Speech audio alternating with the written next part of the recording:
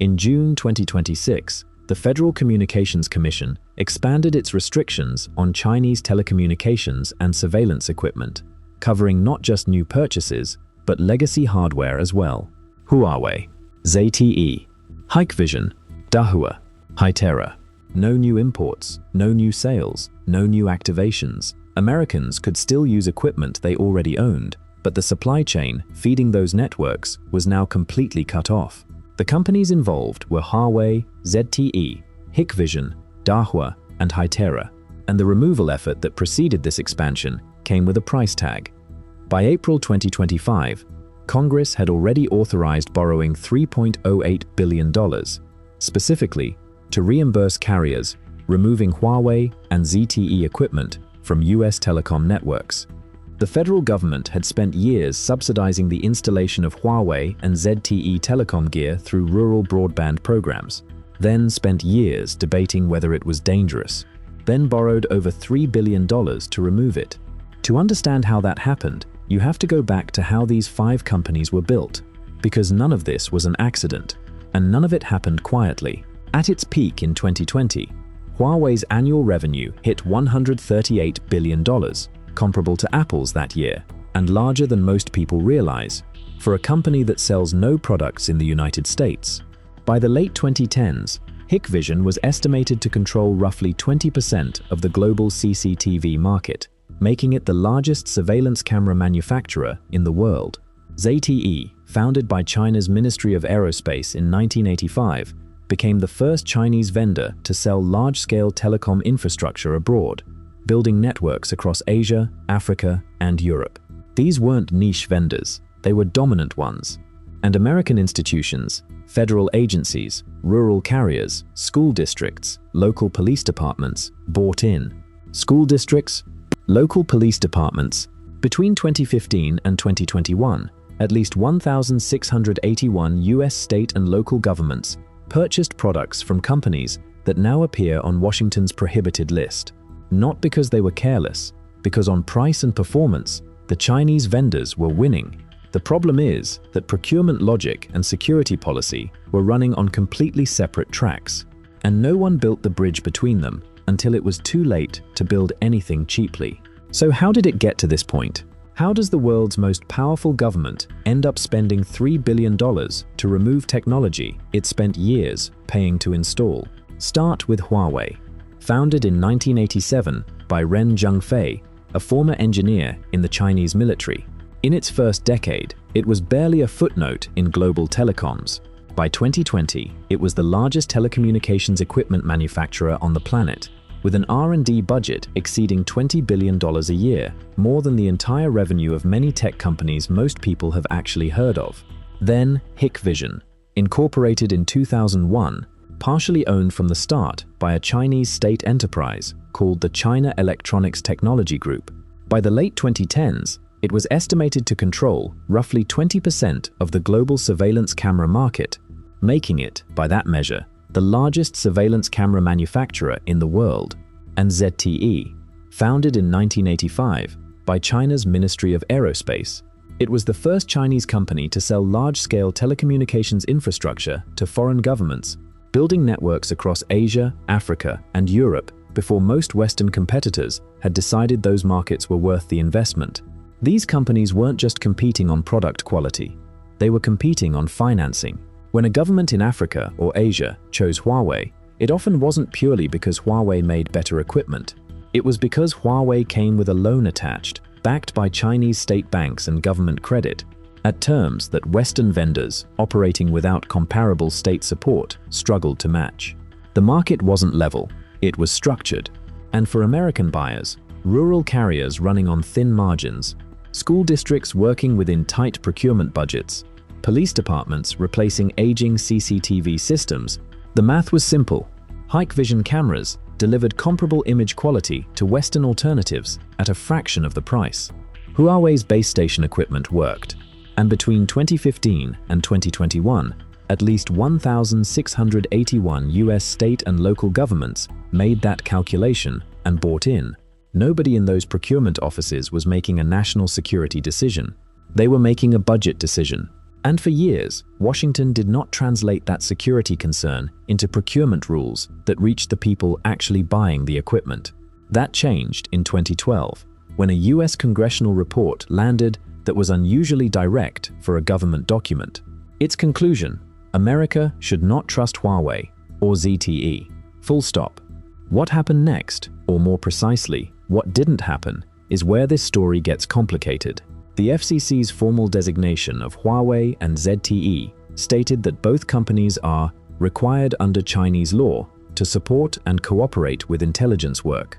That's not an allegation. That's a reference to China's 2017 National Intelligence Law, a piece of legislation that, according to US intelligence assessments, effectively compels Chinese tech firms to assist state intelligence operations when called upon.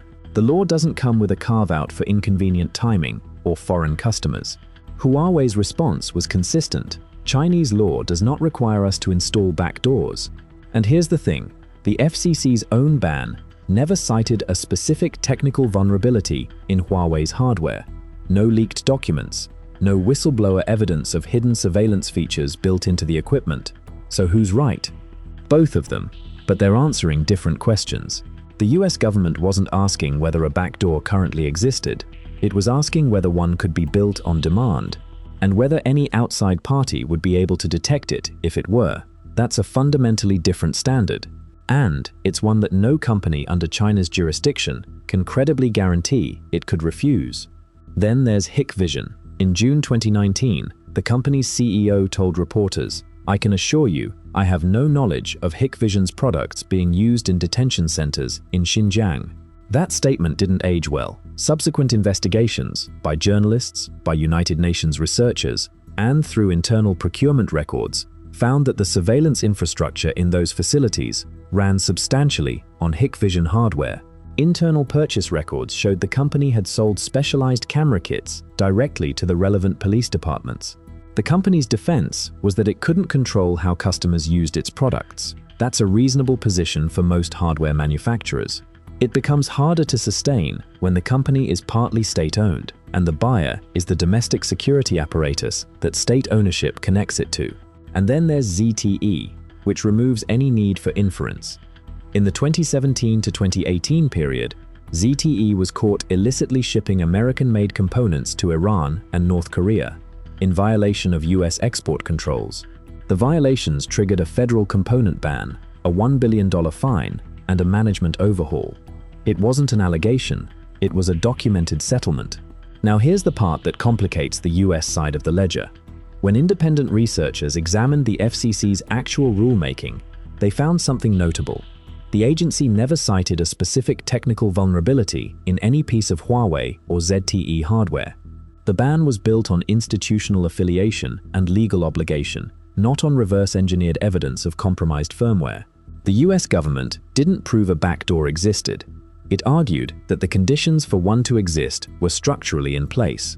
Whether that's sufficient justification for a complete market ban, or a convenient framing that served other interests as well, is the question that brings us to where the money actually went.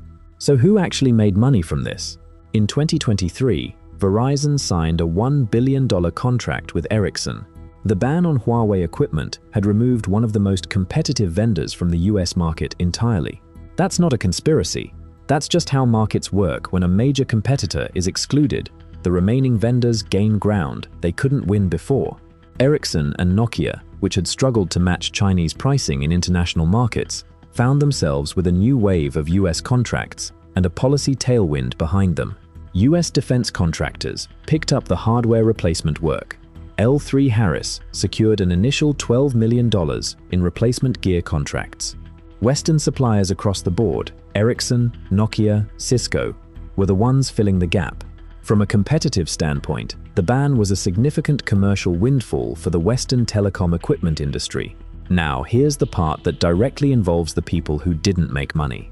In April 2025, Congress authorized $3.08 billion in borrowing authority, specifically to reimburse carriers for the cost of removing and replacing Chinese equipment. That same federal infrastructure had previously subsidized up to $1.9 billion worth of Huawei and ZTE equipment installations in rural networks.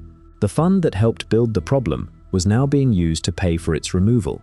Windstream, a rural carrier, replaced roughly 10,000 Huawei routers. Total cost, around $50 million, partially reimbursed by those federal funds. The total estimated cost of the nationwide replacement effort, according to the FCC's own projections, $5.6 billion. Now look at who absorbed that cost. Not the major carriers. AT&T and Verizon had largely avoided Chinese equipment by policy and came through this relatively unscathed. Not the replacement vendors. They made money. The cost landed primarily on rural carriers and the federal reimbursement programs built to support them. That's not an allegation of bad faith. It's just an accounting of where the bill actually went. And it's a different story than the one about national security. Both stories are true. That's what makes this complicated. Here's the contradiction that defines this entire story. In November 2022, the FCC voted unanimously, 3-0, to bar the sale of new Huawei and ZTE telecommunications equipment in the United States. Commissioner Brendan Carr called it the first time in FCC history that a vote had been taken based solely on national security concerns. Existing installations were allowed to remain in service. The ban applied to new equipment only. That was the official position. Here's what actually happened. The federal reimbursement program, the one that offered carriers money to replace Chinese equipment, came with a condition. If you want the money, you have to be in compliance. Compliance meant removal. And for rural carriers operating on thin federal subsidies, walking away from that reimbursement wasn't a realistic option. So the FCC said, you can keep it. Then built a financial structure where almost no carrier was willing to risk leaving it in the field. It is worth being clear about what that was. The formal policy and the practical outcome pointed in opposite directions.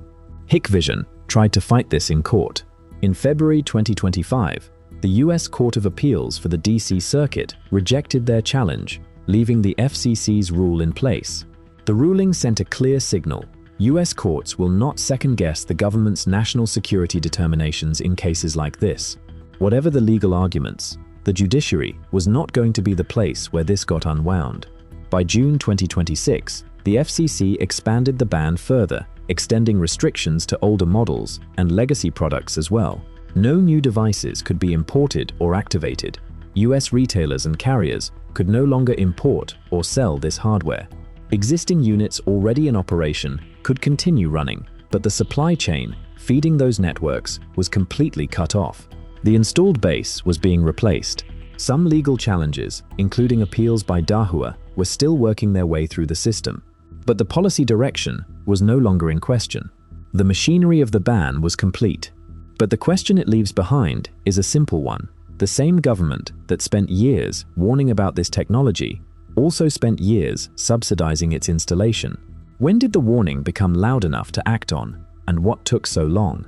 That's the question the ban itself doesn't answer. And it's the one worth asking before the next version of this problem arrives. In October 2012, a US congressional committee published a report. Its conclusion: we cannot and should not trust Chinese telecommunications companies like Huawei and ZTE. The report named them by name. It cited evidence of espionage risk. It created years of legislative scrutiny and policy debate. That was 2012. The FCC's ban came in 2022, a decade later. In between, federal programs continued to subsidize the installation of Huawei and ZTE equipment in rural networks, at least 24,000 pieces, originally subsidized up to $1.9 billion. Federal procurement restrictions didn't take hold until 2018 and 2019. USF subsidies for this equipment weren't barred until 2020. The warning came in 2012. The restrictions followed years later.